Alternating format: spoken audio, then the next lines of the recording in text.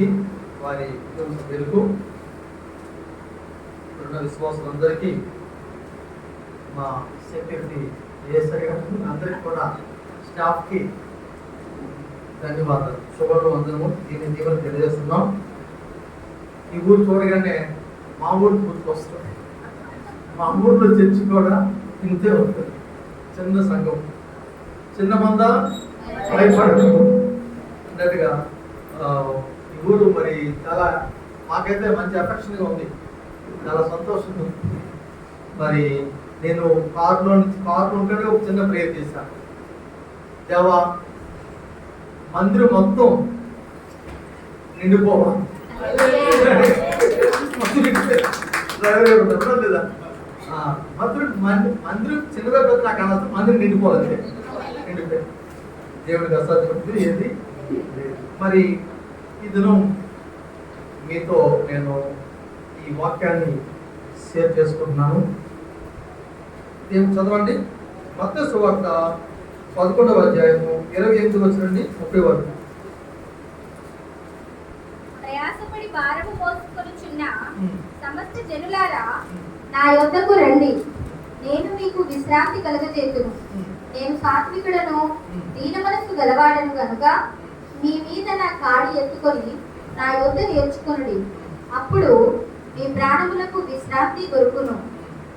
ఏలయనగా నా కాడి సులువుగాను నా భారము తేలికగాను ఉన్నది. నేను చిన్నప్పుడు చూసాను, ప్రతి గోడల మీద ఈ వాక్యం లేదు. ప్రయాసపడి భారం వహించిన సమస్త జనములారా, నా యొక్క రండి, నేను మీకు విశ్రాంతి ఇస్తాను, నీకు నెమ్మదిస్తాను, శాంతి సమాధానం ఇస్తాను అని దేవుడు చెప్తున్నాడు. ఈ శాంతి సమాధానం విశ్రాంతి నా జీవితంలో ఎలా వచ్చిందనేది చెప్పాలంటే ముందు నా సాక్ష్యాన్ని మీకు తెలియజేయాలి. ఈరోజు ఒక జిల్లాకి అధికారిగా నేను ఉన్నాను, కానీ ఒకప్పుడు ఎందుకు పనికిరాని వ్యక్తి. మా నాన్నగారు రిక్షా తొక్కేవారు. మా ఇల్లు ఎంత ఉంటుందంటే ఇందులో సగం ఉంటుంది, కమ్మలిల్లు. వర్షం పడితే వర్షం అంతా సగం ఇంట్లో ఉంటుంది. మరి మా అమ్మ గిన్నెలు పెట్టేది, వర్షం ఇక్కడ పెడితే అక్కడ గిన్నె పెట్టేది, ఎక్కడ పెడితే పెట్టేది, అక్కడ ఇంటి గిన్నెలే, వర్షం కమ్మలిల్లు కారిపోతుంది.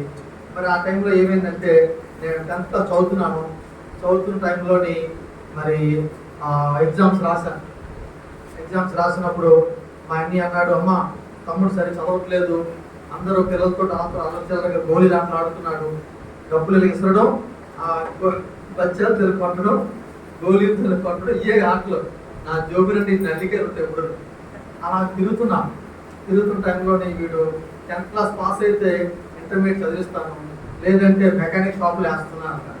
వెంటనే నాకు కాకి బట్టలు గ్రీజర్ అంటుకున్నట్టుగా మెకానిక్ డ్రెస్ గుర్తొస్తుంది. అయితే మొత్తం మీద రాసా, ఎందుకంటే చదువు అంటే అస్సలు నాకు ఇష్టం ఉండదు. నేను ఎలా కోరుకుంటూ అంటే ఈరోజు ట్యూషన్ మాస్టర్ బిల్డింగ్ పడిపోవాలి, ఆ బిల్డింగ్ నాకు చచ్చిపోతే ట్యూషన్ చదువు అలా కోరుకుంటూ. మరి అలా చదువుకుంటే చదువు వస్తుందా? రాదు. వస్తువుని పట్టుకుంటాడు అంతే, అన్నీ చూస్తున్నాడు, పట్టుకుంటాడు. అలాగే ఎలాగంటే అప్పుడు ఆడుకుంటాడు. మరి ఇలా జరుగుతున్నది ఆ దినాల్లో. నాకు జస్ట్ రిజల్ట్లోని 45% మార్కులు వచ్చాయి. 45% మార్కులు అంటే ఏ class? First class, second class, third క్లాసా? Third class. మొత్తం గట్టి సెకండ్ క్లాస్. తర్వాత మా అన్ని నోటుతో పలికాడు కదా, వీటిని మెకానిక్ షాప్ ఇస్తున్నానని మన నోటుతో ఏది పలుకుతామో అదే జరుగుతుంది. అక్కడ ఇంటర్మీడియట్ కాలేజీలో జాయిన్ చేస్తాడు, ఇటు బట్టల షాపులు కూడా పెట్టాడు.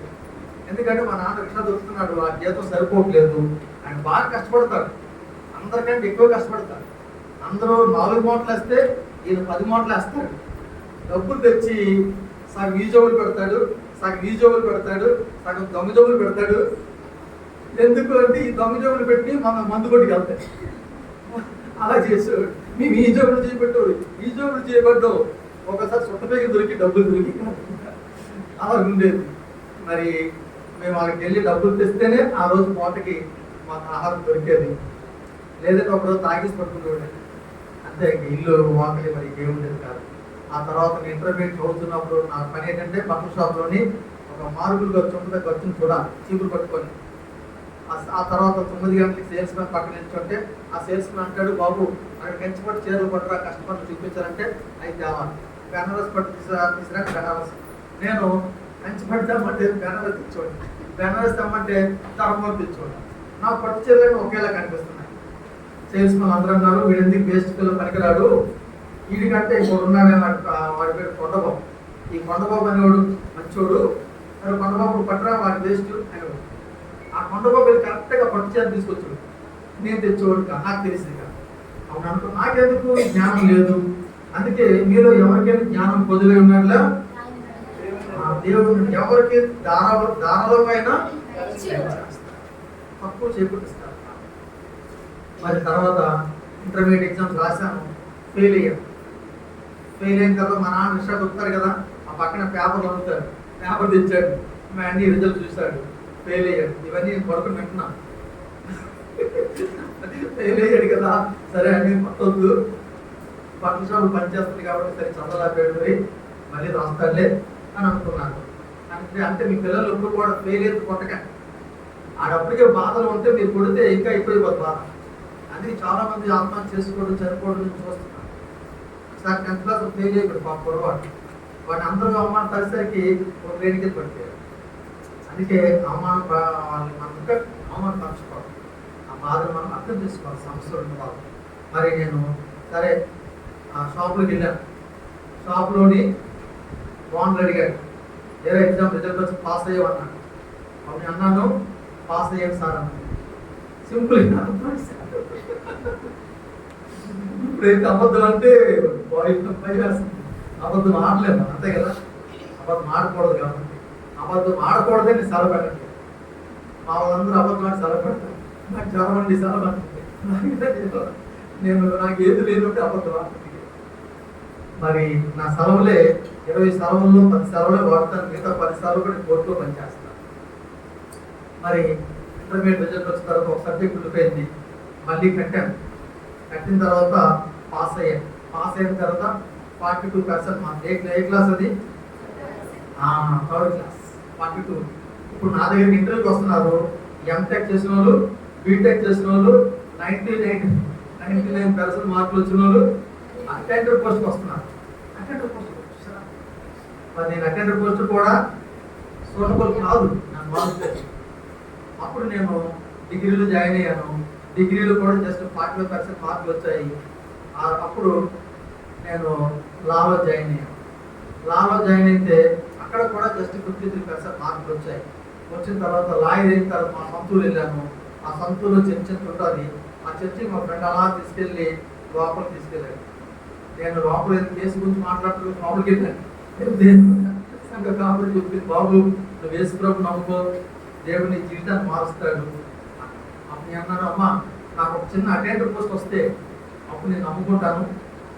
లేదు ముందు నమ్ముకో, దేవుడు నీకు అటెండర్ పోస్ట్ కదా ఇంకా ఉన్న స్థాయి అన్నారు.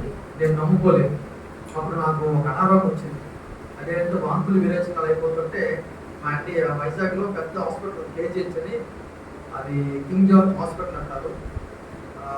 అప్పుడులో అది ఫేమస్, ఇప్పుడు కూడా ఫేమస్ గవర్నమెంట్ హాస్పిటల్. అయితే అక్కడ తీసుకెళ్తూ రాత్రి 12 గంటలకి ఒక ఇంజక్షన్ వేస్తారు డాక్టర్, జూనియర్ డాక్టర్. ఇంజక్షన్ వేయగానే నాకు వాంతులు విరేచన తగ్గాయి, కానీ మరి మాటలు పడిపోయాయి.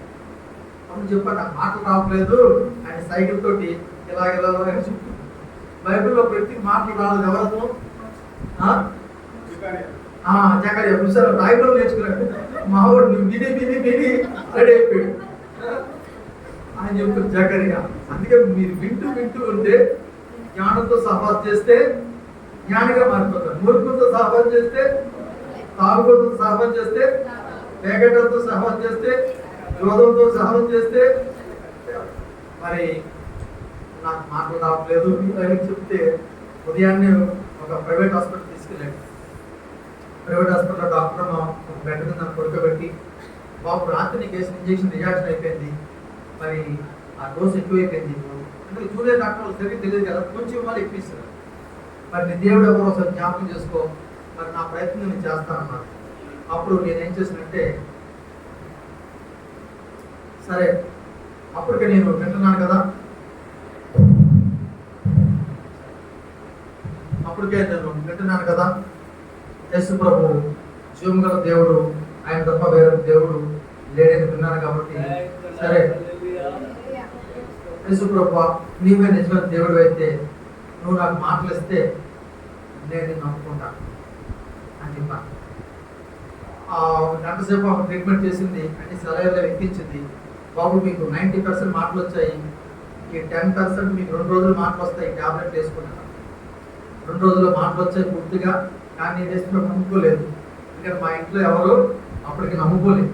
మా నాన్న ఏంటంటే మా పక్కన ఎవరైనా వేసుకున్నప్పుడు చెప్తే అతనికి వెళ్ళినవాడు, పట్టడానికి వెళ్ళినవాడు, అలా చేసేవాడు. ఆయనకు భయపడి ఎవరు చెప్పుకోరు కదా ఆయనకి.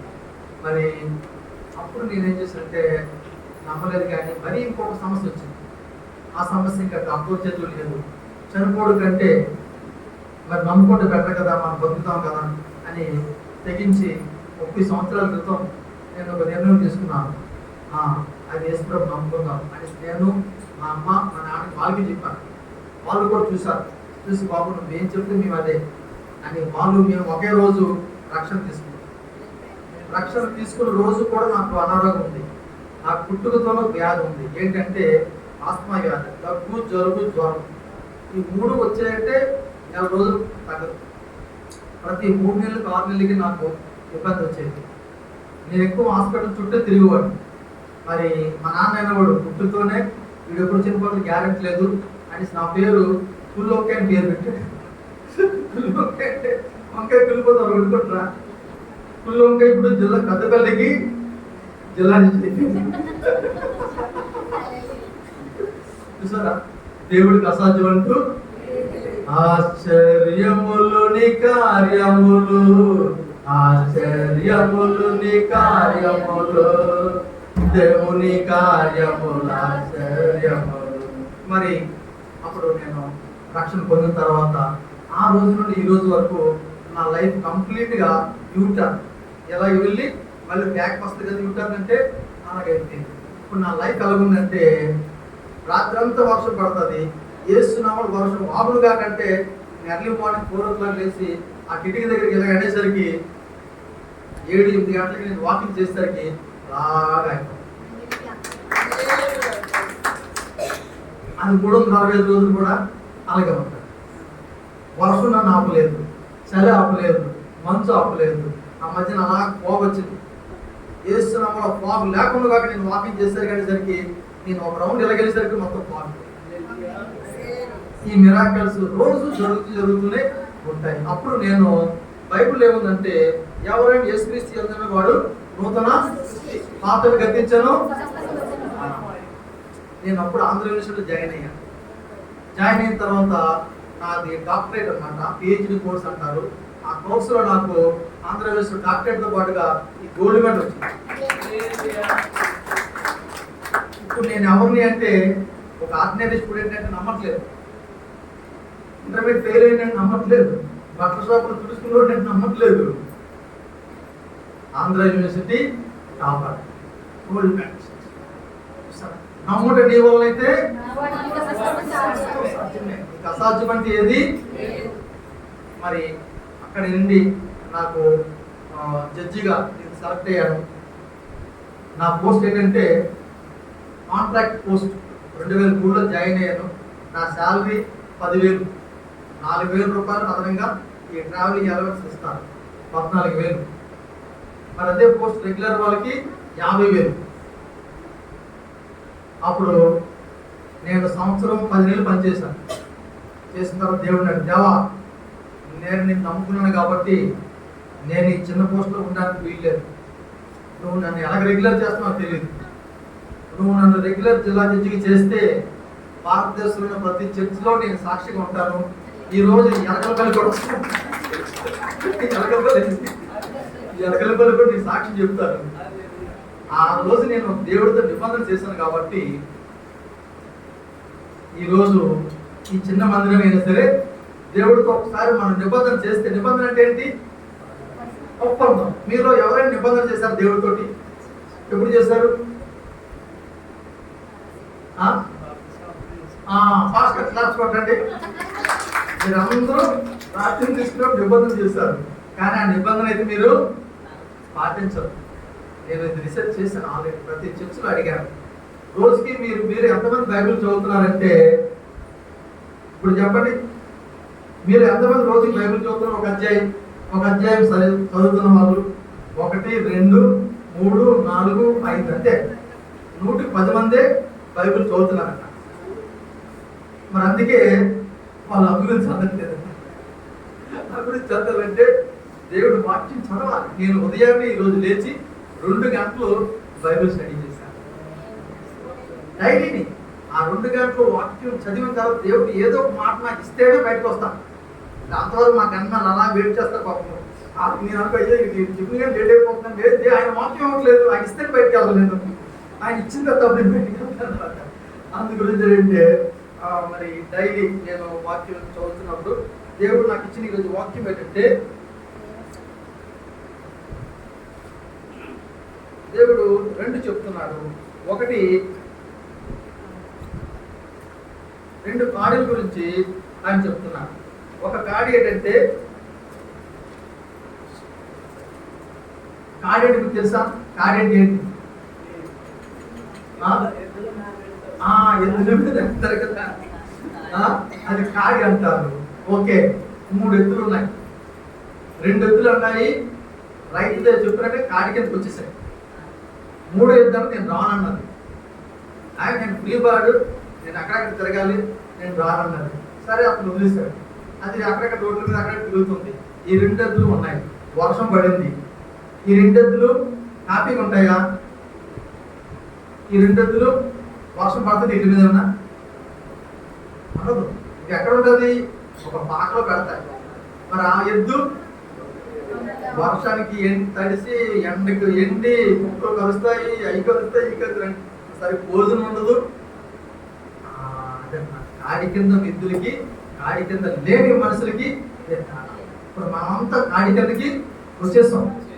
అంతేనా? నాకు ఒక్కొక్కసారి బలహీనత అనిపిస్తుంది, కానీ యేసు నామంలో ఈ బలహీనత పోడు కాక నేను గర్దిస్తాను. ఆ బలహీనత ఆగిపోతుంది.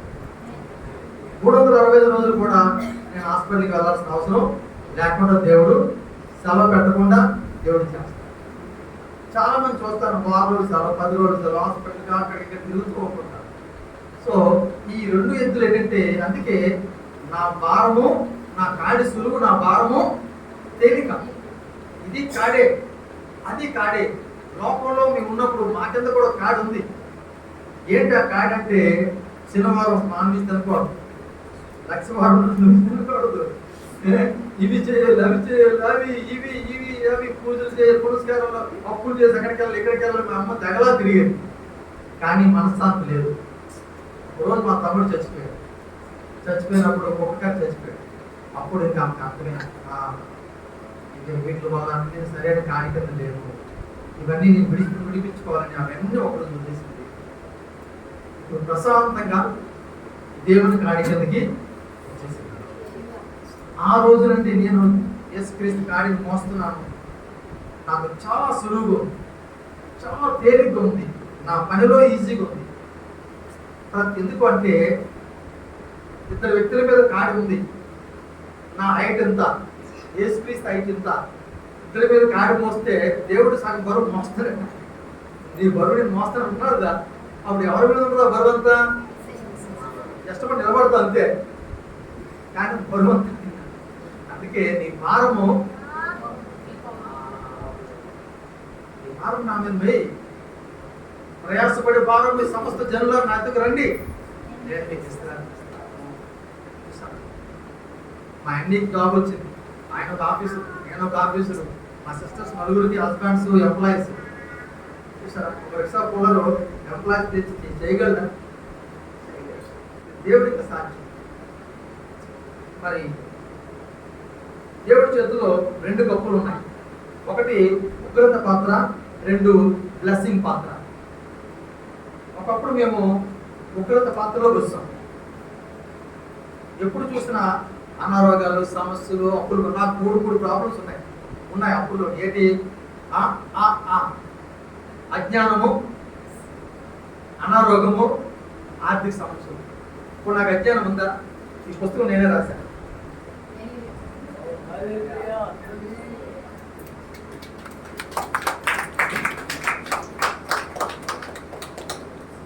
ఈ సామెతల బుక్ నేనే రాశాను. నిన్న మున్సిపల్ కమిషన్ వస్తే ఆమె ఐఏఎస్ గ్రూప్ 1 నుండి ఐఏఎస్ ఇచ్చారు. ఈ బుక్ ఇవ్వగానే ఆమె చెప్పారు, నేను రాయలేకపోయినా బుక్ మీరు రాశారు. చూసారా, 511 సామెతలు ఇందులో ఉంటాయి. నా అజ్ఞానం పోయింది, నా అనారోగ్యం పోయింది, నా ఆర్థిక సమస్యలు సమృద్ధి అయినా. మరి ఇప్పుడు నేను బ్లెస్సింగ్ పాత్రని తాగుతున్నాను. ఇప్పుడు మీరు తాగారు కదా, ఏంటది? ద్రాక్షరస ప్రభు సంస్కారం ఏంటి? బ్లెస్సింగ్ పాత్ర. అది మీరు తాగుతున్నారు. అదన్నమాట. మరి అది తాగిన వాళ్ళకి సమస్యలు కానీ ఏదైనా సరే సింపుల్గా అవి దేవుడు క్లీన్ చేసేస్తాడు. రెండవది, యూజ్ టైం వైజ్లీ. మన సమయాన్ని మనం చెప్పాను, మీ సమయాన్ని మీరు వ్యర్థం చేసుకోవట్లేదు. ఒకప్పుడు నా సమయాన్ని నేను వ్యర్థం చేసుకున్నాను. సండే వచ్చేసరికి బీచ్ లాంటి పరిగెత్తి అక్కడికి వెళ్దాం, ఇక్కడికి వెళ్దాం, ఆ ఊరు తిరుగుదాం, ఈ ఊరు తిరుగుదాం, ఇయే. కానీ అదంతా వ్యర్థమని నాకు అర్థమైపోయింది. ఇప్పుడు ఏం చేస్తాను? ప్రశాంతంగా దేవుడి సన్నిధికి వస్తున్నాను. ఎంతో సంతోషంగా ఆ బ్లెస్సింగ్ని వారం అంతా నేను చూస్తున్నాను కదా. నేను ఏ కేసు పట్టుకున్నా సరే ఆటోమేటిక్గా సెటిల్ అయిపోతాను. ఎలా కాంప్లికేట్ చేసినా సరే నేను సెటిల్ చేసేయాలి. మరి దేవుడు ఆ బ్లెస్సింగ్ ఇచ్చాడు. అందుకే మన సమయాన్ని వ్యర్థం చేసుకోకూడదని ఇక్కడ చెప్తున్నాను. చదవండి, ఎఫ్ఎస్సీయులకు రాసిన పత్రిక 5:16. ఎఫ్ఎస్సీయులకు రాసిన పత్రిక 5:16.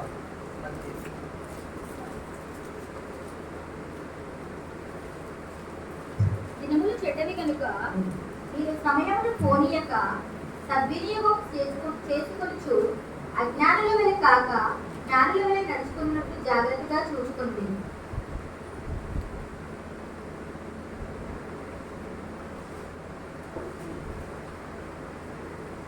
సరే,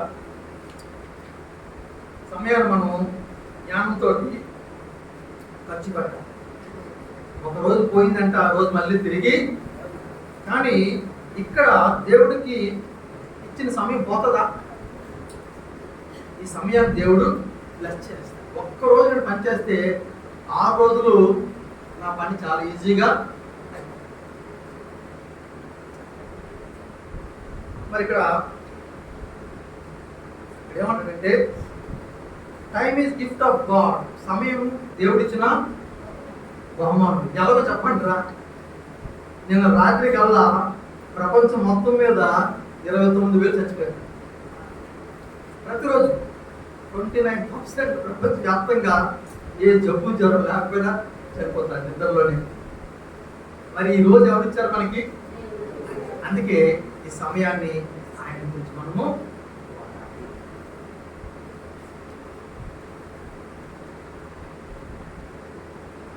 మరి ఈ సమయాన్ని మనం అర్థవంతంగా వాడాలంటే లైఫ్ మనిషి నన్ను జీవితకాలం అంతమ్మా ఆయుష్ అంత 70 సంవత్సరం. వెరీ గుడ్, రాసుకోండి.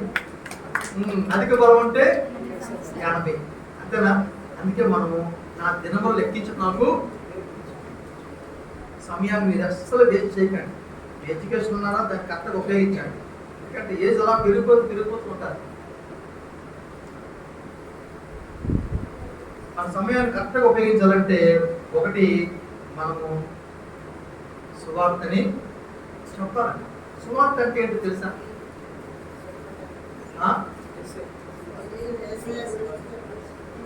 యేసయ్య గురించి చెప్పడం. అదే ఇంగ్లీష్లో ఏమంటారంటే గాస్పల్. గాస్పల్ అంటే to make the things right. తెలుగులో ఏమంటారంటే వక్ర మార్గాన్ని సరళం చేయడము, తిన్నగా చేయడము. నా జీవితం వక్రంగా వెళ్ళిపోయింది. మరి వక్ర మార్గాన్ని దేవుడు సువార్త విన్న తర్వాత ఇప్పుడు ఆయన ఏం చేశాడు? సరైన మార్గంలో చేస్తాడు. అంతేనా? 10th క్లాస్ చదువుతున్నప్పుడు నేను ఫస్ట్ రోజు ఎగ్జామ్ రాసి వస్తున్నాను. ఆ కాలేజీలోనే ఎవరో వాచ్ తగిలి చెప్పారు. వాటర్ తాగడానికి వెళ్ళాం. కొత్త వాచ్ అది తీసుకెళ్ళి జోబులు పెట్టుకున్నాను తగిలి. నాకు ఇది నా లక్కడు ఇంటికి వెళ్ళిపోయింది. సో ఇలాంటి నా జీవితంలో చాలా ఉన్నాయి. ఇవన్నీ ఏ మార్గాలు? వక్ర మార్గాలు. ఈ వక్ర మార్గాన్ని సరిచేసేది సువార్త. హృదయంలోకి వెళ్ళిపోయి మూలుగుల్లోకి వెళ్ళిపోయి మొత్తం మార్చేస్తారు. ఇప్పుడు నేను అనేక మందికి అలాంటి వాచ్యలు ఫ్రీగా ఇస్తున్నాను. 100 మందికి ఉచితంగా బట్టలు పంచాం మా సొంతూరులో. ఒక 400 మందికి ప్రతి క్రిస్మస్కి, సింగిల్ క్రిస్మస్కి పెద్ద ఫంక్షన్, లాయర్లకి, జడ్జిలకి, అందరికీ భోజనాలు ఎవ్రీ ఇయర్ మా నేటివ్ ప్లేస్లో చేస్తాను. ఎవ్రీ 6 months కూడా నేను ఒక థ్యాంక్స్ గివింగ్ సర్వీస్ ఒక 200 మందితో ఏర్పాటు చేస్తాను. ఇప్పుడు మళ్ళీ ఈ జూన్ ఎండింగ్లో అది చేయాలి ఎవ్రీ 6 months కోసం. సో ఆ రూట్ ఏంటంటే వక్ర మార్గం. ఎవరిని ఇస్తే తీసుకుందాం అనిపిస్తారు. ఈ రూట్ అలా కాదు, తీసుకొని ఇస్తాను. ఏది మంచిది? ఎప్పుడు మంచిది? తీసుకోవడం మంచిది. ఎప్పుడు మంచిది. ఈ సువార్త నమ్మిన తర్వాత మనిషి ఎలాగవుతాడట, నమ్మకపోతే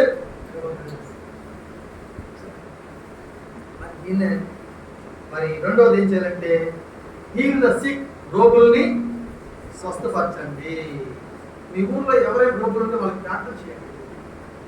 మీరు స్వస్థ చేయలేదు, ఆయన చేస్తారు. రెండవది ఏంటి? మూడవది పేదలకి ఆహారం పెట్టండి. మన ఇక్కడ 2 అనాథాశ్రమాలు ఉంటే వాళ్ళకి బిర్యానీ ఒక రోజు, ఒకరికి వెళ్ళి ఫ్రూట్స్ అవి పంచాం లాస్ట్ ఇయర్. సో నెక్స్ట్ ఏం చేయాలంటే ఇతరుల్ని ప్రేమించండి. బైబిల్లో గోల్డెన్ రూల్ ఒకటి ఉంది. Act justly, love mercy, walk humbly. Act justly అంటే న్యాయంగా ఉండండి. మీరు ఇతరులకు ఇవ్వాల్సిన న్యాయం, చేయాల్సిన న్యాయం చేయండి. ఇప్పుడు మీరు ఎవరికైనా అప్పు ఉన్నారు, మీరు 1,00,000 రూపాయలు అప్పు ఉన్నారమ్మా, రోడ్ రాశారు, 3 సంవత్సరాలు దాటిపోయింది, లా ప్రకారంగా మీరు చెల్లించిన అవసరం లేదు. వాళ్ళు వచ్చి అడిగారు, మా డబ్బులు మాకు చెల్లించండి అమ్మా అన్నారు. 5 సంవత్సరాల తర్వాత మీరు చెల్లిస్తారా చెల్లించరా?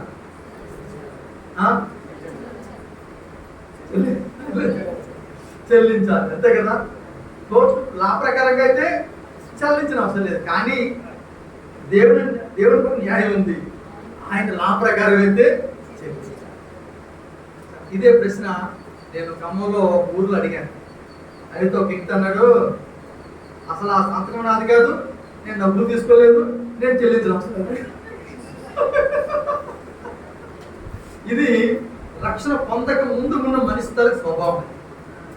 రక్షణ పొందిన తర్వాత మీరు నువ్వు తీసుకో, జీవం గల దేవుడు చూస్తున్నాడు, నేను నీకు న్యాయం అందుకే కదా, నీవు ఎవరైనా నీ పట్ల తప్పు చేస్తే వాళ్ళ పాపాలను క్షమిస్తేనే నీ పాపాలు నేను. అందుకే నేను ప్రతి ఒక్కరి బాబుని నిద్రలు క్షమించు. ఎందుకు? నువ్వు కూడా పాపం చేస్తూ తప్పు చేస్తావు, ఆ తప్పులను అయినా క్షమిస్తాను.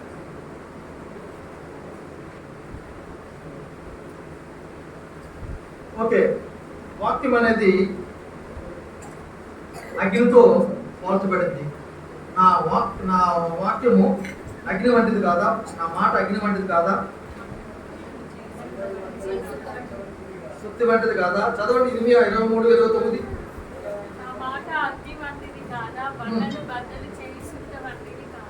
వాక్యాన్ని దేవుడు అగ్నితో పోల్చాడు. పంటలు బద్దలు చేసే సుత్తి. మా పిండాలు ఊర్లోని ఒక పెద్ద కొండ ఉండేది. ఆ కొండని సగం బద్దలు కొడిసారు సుత్తుతోటి. అది క్వారీ అయిపోయింది.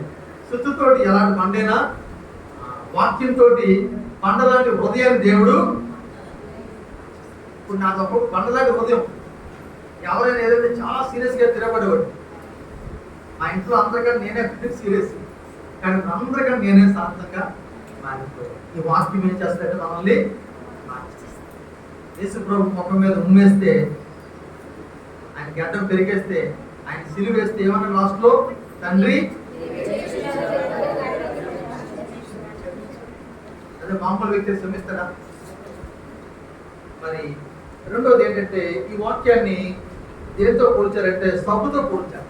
నా వాక్యము చాకలవాణి డిటర్జెంట్లోని ఎలాంటి మురుకు బట్టలని వేయండి, ఏమవుతుంది? మీరేం ముసుకున వస్తుంది అర్థపడి. నెక్స్ట్ వాక్యాన్ని దేంతో పోల్చారంటే అయిపోయింది. నెక్స్ట్ ఇంకా కంసాలు సుత్తి అయిపోయింది, అగ్ని అయిపోయింది. నెక్స్ట్ ఇంకా మంచు. ఓకే, వాక్యం మంచు. ఇంకా ఇసోప్. Very good, ఇసోప్. ఇంకా నేను ఒకటి చెప్తానని వస్తున్నాను. వాక్యాన్ని రెండంచులుగా కట్టం, అంతే కదా. వాక్యం రెండంచులు కట్టం. ఒక అంచు కట్టుకుంతో కూరగాయ వస్తే అలాగ ఉంటుంది, రెండంచులు కట్టుకుంటే ఎలా ఉంటుంది. ఈ వాక్యంలో ఎంత స్ట్రెంత్ ఉందంటే, నమ్ముడు నీ వల్ల నమ్ముని సమస్తము. మా వాళ్ళు చెప్పారు, మీరు రండి, మీ ఉద్యోగులు ఏమి ఇబ్బంది ఉండదు, మీకు దేవుడు మళ్ళీ సహాయం చేస్తారంటే అలా దేవుడు వాళ్ళకి అలా కాంట్రాక్ట్ దానికి ఆ జిల్లాకి నన్నే ఆ ప్లేస్లో పెట్టిస్తాడు. నా చేతిలోనే వాళ్ళకి మళ్ళీ మరొక అవకాశం దేవుడికి అసాధ్యం అంటూ ఏది ఉండదు. మనం అనుకుంటాం నా లైఫ్ అయిపోయింది, నా జీవితం అయిపోయింది, ఇలా తీసేగారు మొత్తం ఒకటే ఏడ్చారు. అడగారు, మీరేం గమన పడకండి, ఆయన మీద ఆధారపడి అంటే 4-5 సార్లు చర్చలకు వచ్చారు, ప్రార్థనలు చేసాం, అద్భుతంగా మళ్ళీ ఇంకొక అవకాశం ఇస్తారు. మళ్ళీ వాళ్ళ కాంట్రాక్ట్ని మళ్ళీ రెన్యూ చేసుకోవడానికి దేవుడు మళ్ళీ అవకాశం ఇచ్చాడు. దేవుడికి అసాధ్యం అంటే ఏమి ఉండదు. నేను లాయర్గా ఉన్నప్పుడు నేను నా నోటితో మాట్లాడదు. ఎందుకు మాట్లాడుతున్నానంటే వాక్యాలు కొన్ని శక్తిని మీకు చెప్పడానికి. నేను లాయర్గా ఉన్నప్పుడు పెళ్ళయింది. పెళ్ళైన తర్వాత కోర్టుకి వెళ్ళినప్పుడు ఒక ఫ్రెండ్ అన్నాడు, నువ్వు మ్యారేజ్కి సూట్ వేసుకున్నావు కదా, సూట్ కొన్నావంటే ఎందుకు సూట్, నీకు రోజుకి ఒక 50 రూపాయలు కూడా